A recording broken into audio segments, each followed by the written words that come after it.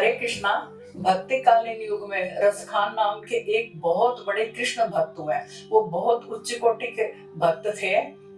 उनका जन्म एक मुस्लिम परिवार में हुआ था। बचपन में उनका नाम सैयद इब्राहिम था।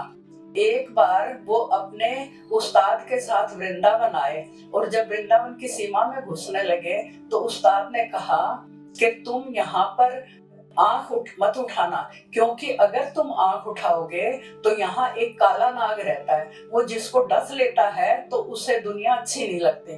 तो अपने उस्ताद की बात मानते हुए और केवल नीचे नजर करके केवल पगडंडी को देखते हुए चले जा रहे थे।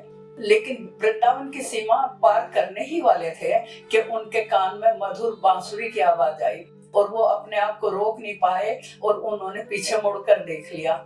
पीछे मुड़कर देखा तो उनको उन त्रिभंगी लाल के दर्शन हो गए और जो बड़ी मधुर बांसुरी बजा रहे थे।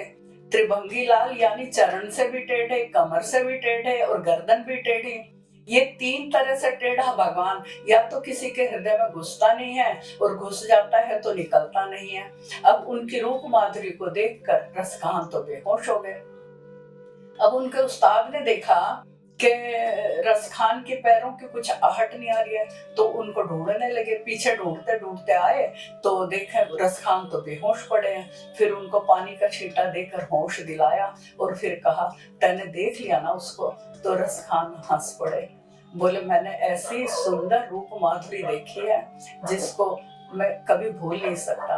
अब रसखान को लोग रसखान इसलिए कहते थे कि वो कृष्ण प्रेम की रस की खान थे, तो रस की खान कहते कहते सब उन्हें रसखान कहने लगे। यहीं रहकर आजीवन उन्होंने भजन किया।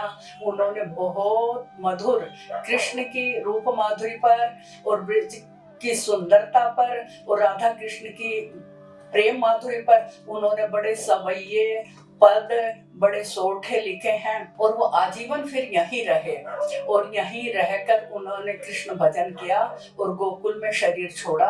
और जहाँ उनकी समाधि आज भी है, अनेक कृष्ण भक्त उनके दर्शन करने जाते हैं, उनको दंडवत करते हैं। सभी दर्शकों के लिए मैं ये प्रार्थना करती हूँ कि सब स्वस्थ रहें, सुखी रहें और आप सबकी कृष्ण भक्ति बढ़ती रहे। हरे कृष्णा।